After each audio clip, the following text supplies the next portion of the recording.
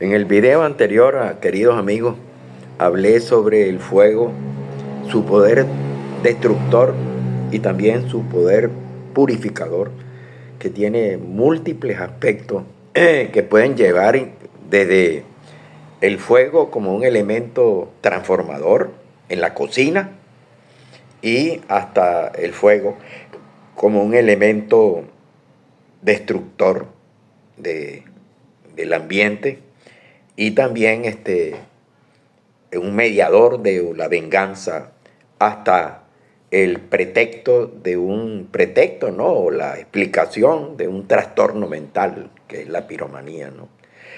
Pero ahora voy a hablar del fuego visto desde la mitología griega, pero muy rápidamente, ¿no? Se puede hablar de que hay dioses primordiales dentro de la mitología griega, dioses, diríamos, de segunda generación, que serían los titanes, que son dioses grandísimos, descomunales, y también los dioses de tercera generación.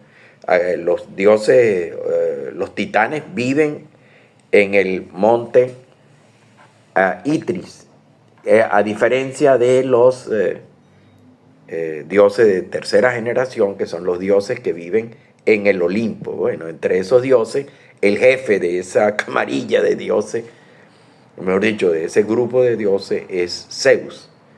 Y a mí me parece bien interesante y me gusta leer la historia, la mitología griega y la historia que lo acompaña, porque a pesar de que puede ser una historia falsa, imaginada, da origen a buena parte de las disputas, de los amores, de las incidencias, de las conductas del hombre en sociedad. Pues ahí están las telenovelas, ahí están las novelas, ahí están los dramas, ahí están todos, los odios, las quejas, los amores.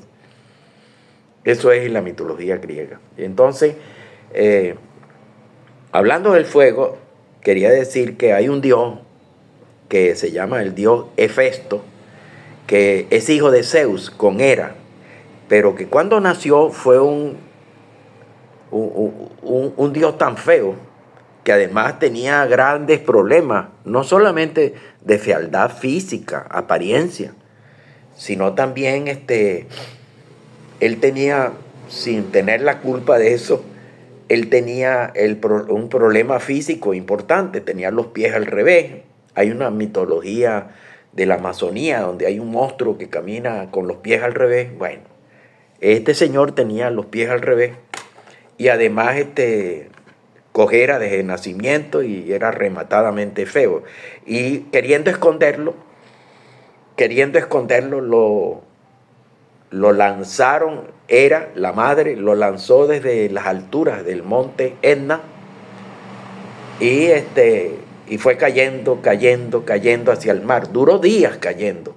Hay unos que dicen que duró un día entero, hay otros que dicen que duró varios días. Lo cierto es que cayó en el mar y de allí fue rescatado por dos ninfas marinas. Bueno, lo interesante de eso es que Hefesto consiguió un sitio donde vivir, que es en el fondo del monte Etna. Etna es el volcán activo más importante de Europa, ¿no? Es además un monte altísimo, superior a los 3.000 metros, que además está ligado con un anuncio permanente de catástrofe actual, ¿no? Cada vez que hace erupción el monte Etna. Hay otro volcán temido, que es el Vesubio, que en el año 79 a.C. acabó con dos ciudades, con Herculano y con la otra ciudad, no la recuerdo ahorita, pero acabó con Pompeya y Herculano. Y después de muchos años, arqueólogos y antropólogos, han vuelto sobre los restos fósiles, tal como quedaron en el momento de el mar de lava que salió del volcán del Vesubio, empezaron a darse cuenta, y sobre todo los antropólogos empezaron a darse cuenta cuáles eran los oficios de 79 años antes de Cristo, pues. O sea, pudieron reconstruir la historia de las mentalidades, reconstruir la historia de los oficios después de haber sacado eso. Bueno, lo cierto es que era fuego lo que salía de los volcanes. Y en los volcanes vivía, sobre todo en el fondo del monte Etna, vivía un dios, que era el dios Hefesto, que para los griegos es Hefesto, pero para los romanos es Vulcano. Ese dios Hefesto tenía varias fraguas.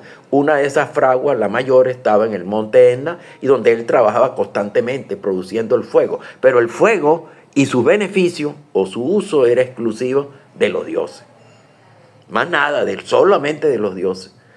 Hasta que llegó un titán de la segunda generación de dioses, un titán llamado Prometeo, que le robó el fuego y lo entregó a los seres humanos, lo entregó a la humanidad, pero él hizo varias cosas por la humanidad. Es decir, se puede considerar que el benefactor dentro de la mitología griega de la humanidad era Prometeo.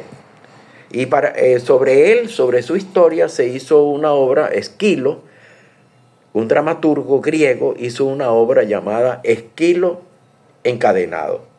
Y entonces, porque Esquilo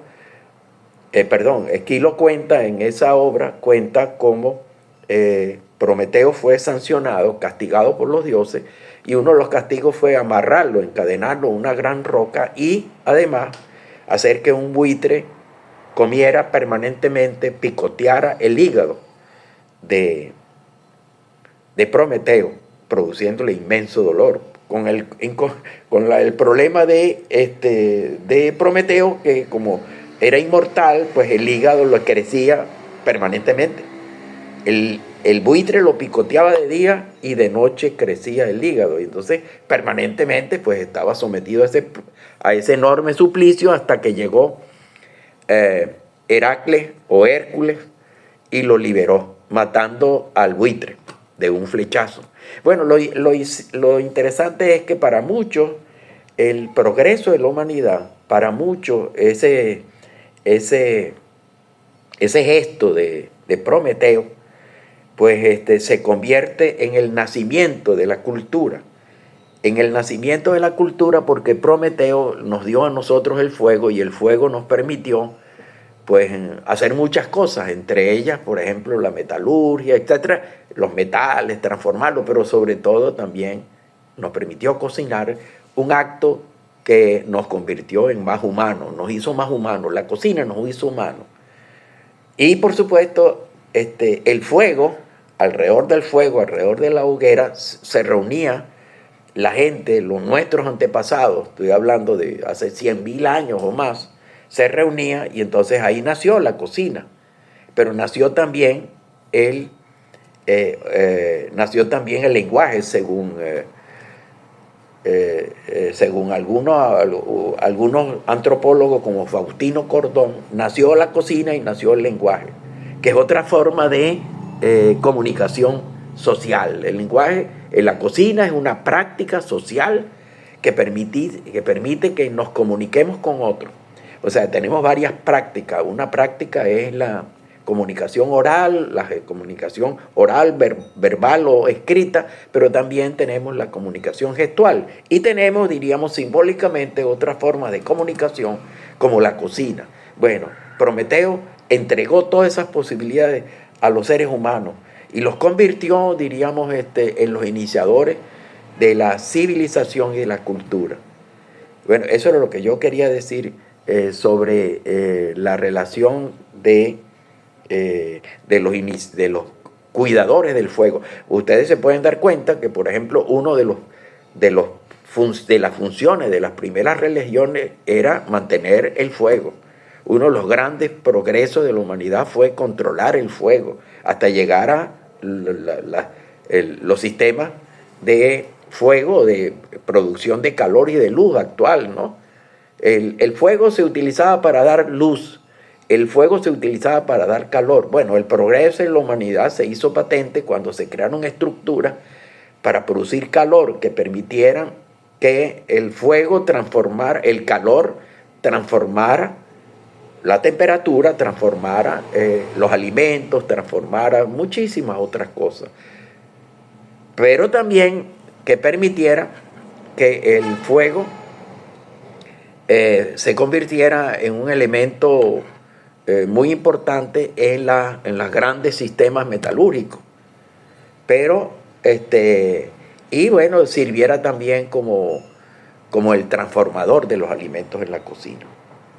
Entonces, es decir, detrás del fuego hay todo un relato, toda una narrativa que es como, que imaginativamente es muy fértil, es muy profundo y muy interesante. Y entonces eso es la mitología griega. La mitología griega es un relato que se parece mucho a lo que sucede en la realidad, pero que además está revestido de un carácter poético, de un carácter imaginativo sin límites ninguno. Bueno, así hacen ver que el fuego, además de, por ejemplo, como uno de los elementos iniciáticos de las religiones, porque el sacerdote era el que cuidaba el fuego, el que mantenía el fuego encendido. Pero también algunos teólogos han hablado de que Prometeo en cierta manera se puede relacionar con el gesto simbólico del sacrificio de Cristo, que se sacrifica por la humanidad. Bueno, el gesto de Prometeo fue sacrificarse por la humanidad a pesar del enorme castigo que le confirió Zeus para castigar ese gesto humanitario que él tuvo. Nos vemos entonces en el próximo video. Si les gustó, por favor, clic y bueno, y denme nuevos temas, hagan comentarios y suscríbanse y digan a los amigos que se suscriban a este programa. Nos vemos entonces en el próximo programa. Muchas gracias.